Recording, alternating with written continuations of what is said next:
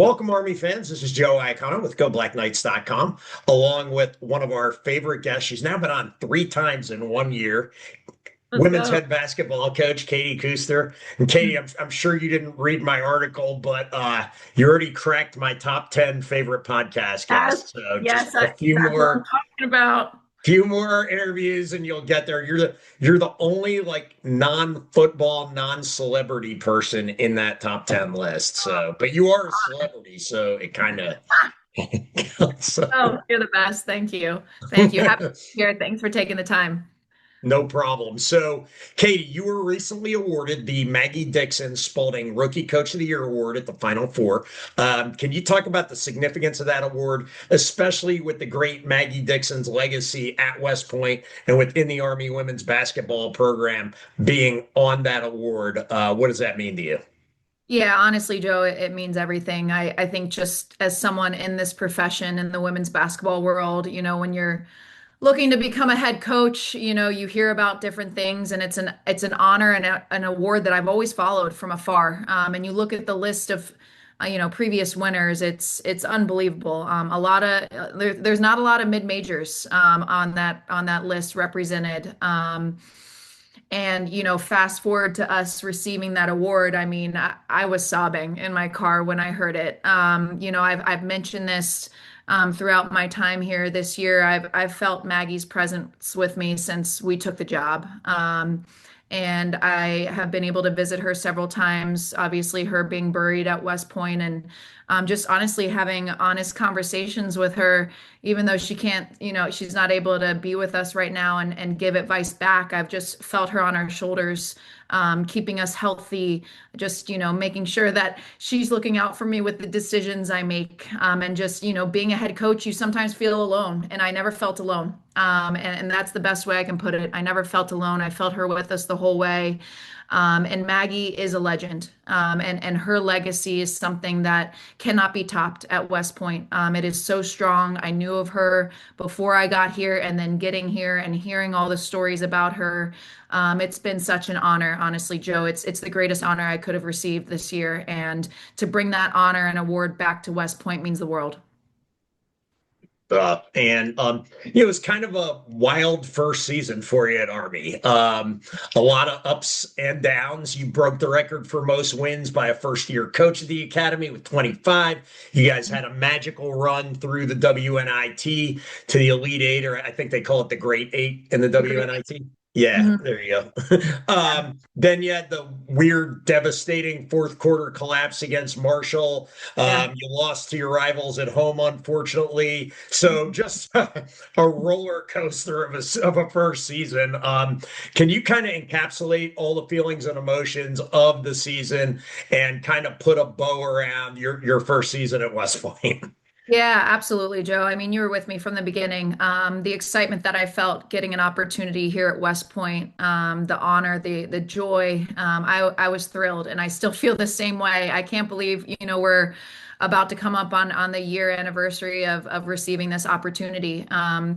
Picking apart our year, obviously, you first go to the non-conference schedule, and you see that we finished 9-2. You see that, a game at Oregon, who was an NCAA tournament team, only being down by 8 at halftime at Oregon, was really rewarding. I think we were able to get thrown around early in that game to face adversity to help us throughout the rest of our non-conference slate because we beat two of the best mid-major programs in the country in Howard and UMass. So finishing that non-conference schedule 9-2, one loss being to Oregon, one loss being to Eastern Kentucky, who ended up being 14-0 in their respective conference, said a lot about who we were and what we were about.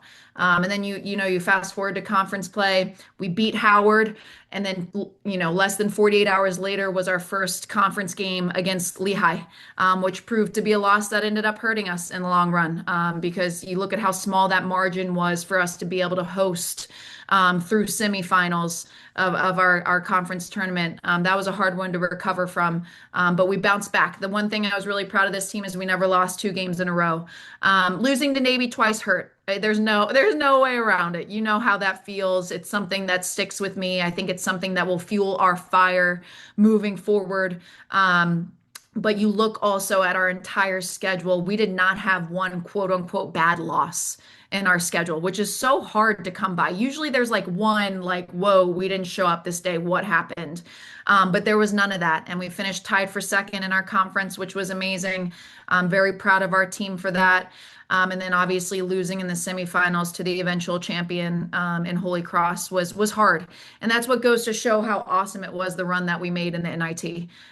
It was really special. I mean, to beat NGIT at home and then to beat an Atlantic 10 opponent and LaSalle at home, go on the road. And mind you, we got on a bus that, a day after that, drove 10 hours to West Virginia, couldn't practice, played the next day. Again, only one day of prep, no practice on the bus, played that day, that following day. And you could just tell we gave it everything we had through those 3 quarters. And then that fourth quarter hit, and it was just like you just felt it. You just felt it. And you look at that team, Marshall, who ended up winning the NIT. We were the second team that they held scoreless in the fourth quarter.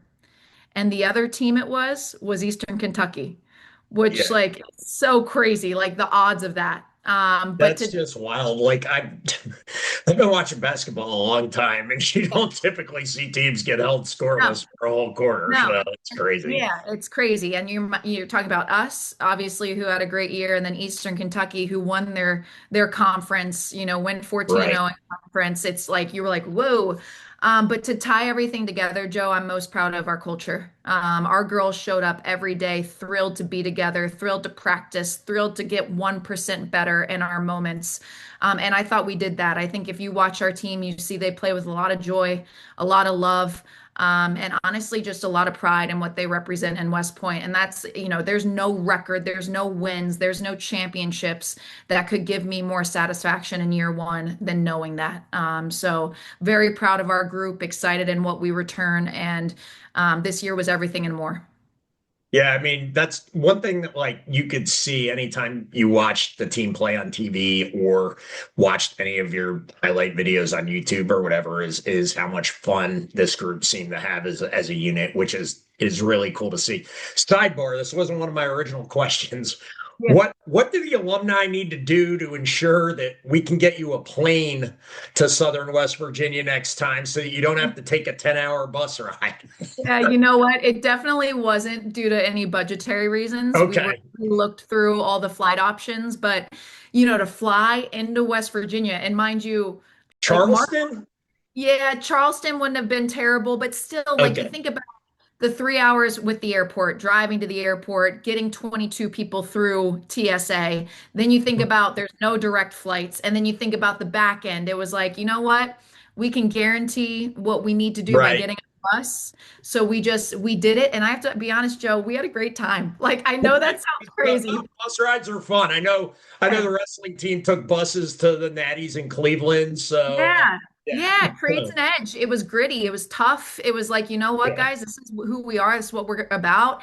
And none of us complained, and we were just thrilled, honestly, to spend more time together. And that's again, representative of our culture and how we operate. And speaking of the culture and kind of, some of the leadership on the team, I know we've talked about her in every interview we've had, but just one final time, just kind of talk about Reese Erickson and what she brought to the program and her contributions to the group. Yeah, she was an extension of our coaching staff on the court every day in practice, in drills, and in games. And you saw she hit big shots in big moments. And a lot of that was because of her preparation and her buy-in. She's one of the best kids I've ever been around in my life, in my entire career. And she's someone that's going to be an AI for our athletic department next year. So she'll still be able to be around and Awesome. continue to leave her legacy and her mark on this program. And to be quite honest, Joe, we need her.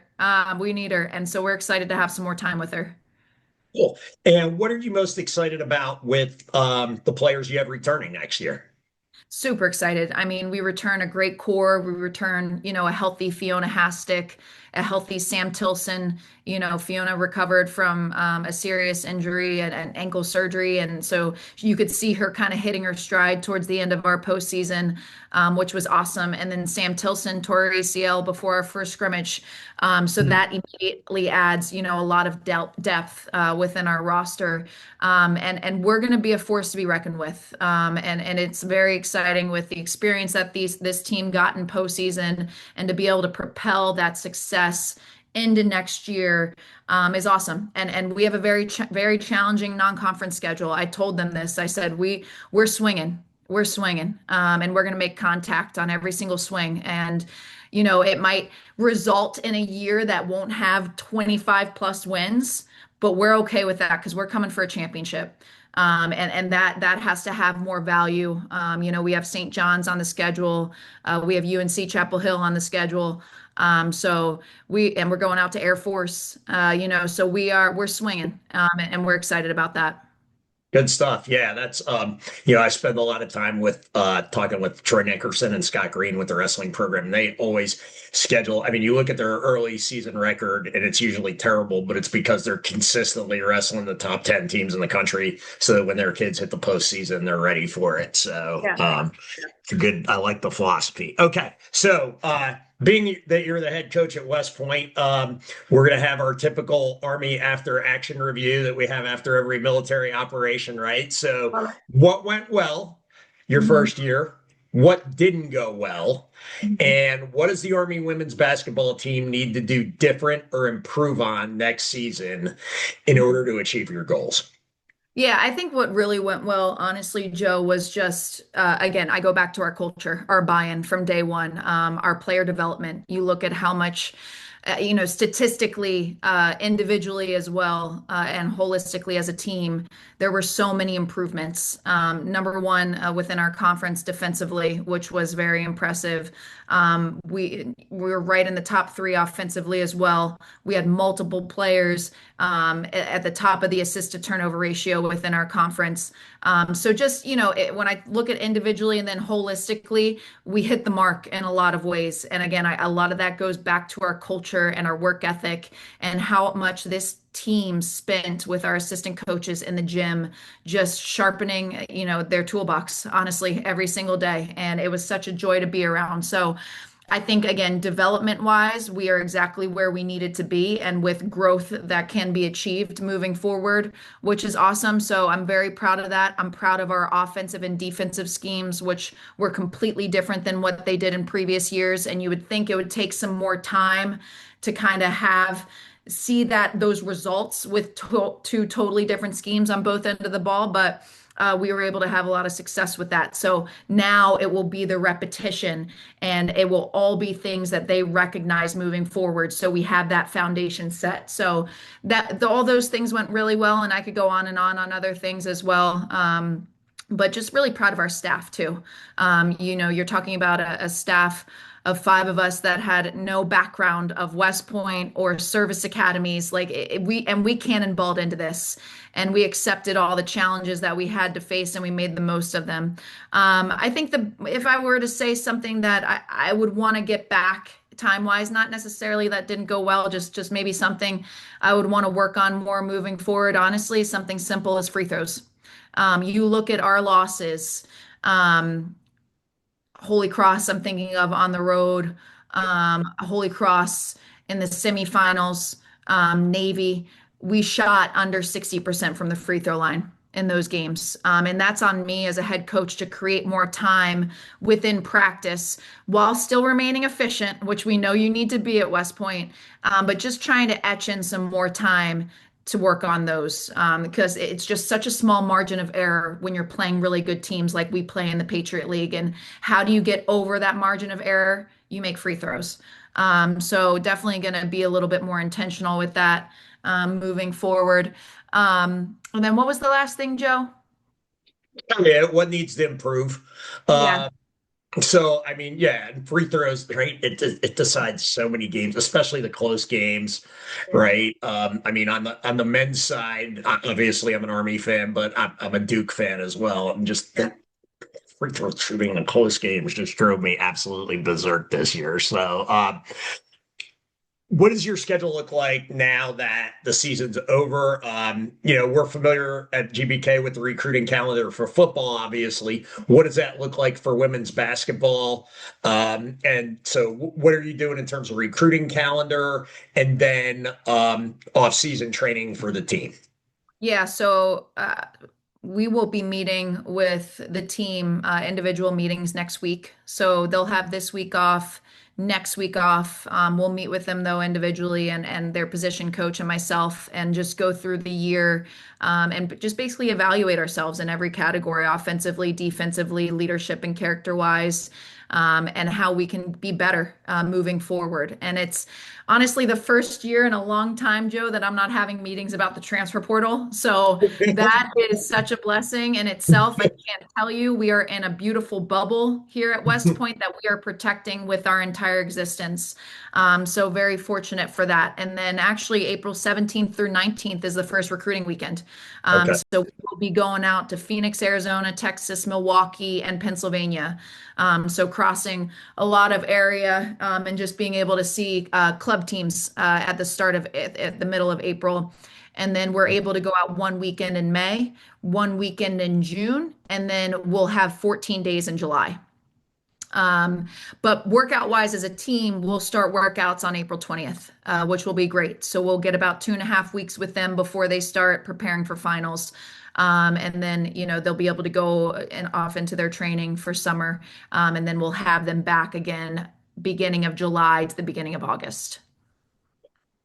And you know, you'll be.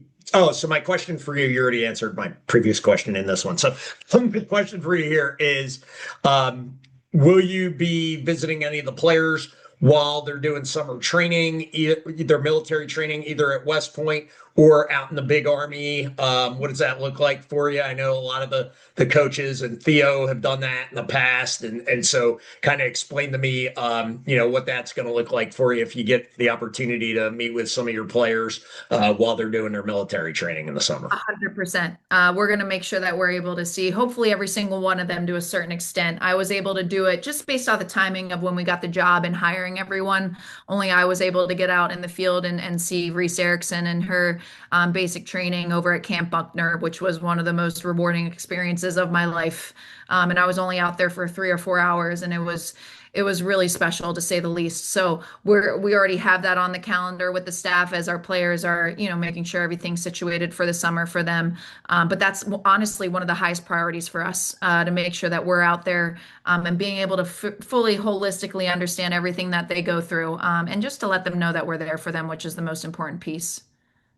Awesome. And Katie, last question for you. What in your first year coaching Army women's basketball at West Point, what would you say? I'm sure there were some things you didn't expect and some surprises. What would you say was your most pleasant surprise in year one? Just how inspirational this team is to be around. They inspire me every day. They're so special and just as human beings, how they were raised, being at a place like West Point, what they have to face day to day in terms of their challenges and their academic schedules and the military side of everything. They don't complain, they attack. And I'm just so honored to be their coach. And honored to be around such inspirational young women. And it's been one of the most rewarding experiences of my life. And they're such a great group. I tell them all the time, protect what we have with all of our might, because what we have is really special. 1 through 14 on our roster, Joe, cared so much about each other. And there was such authentic joy in each other's success. And I think a lot of that is because of West Point and how much you have to rely on the person to the right and to the left of you. And no one's greater than the team. And I experience that every day here. Awesome stuff, Katie. Really appreciate it. Appreciate Yeah. your time today. Enjoy the off season, enjoy the recruiting trail, and we look forward to a super successful 2026, 2027 Army women's basketball team. We'll probably have you on right before the season kicks off in the fall. Go Army, beat Navy. Let's go, Joe.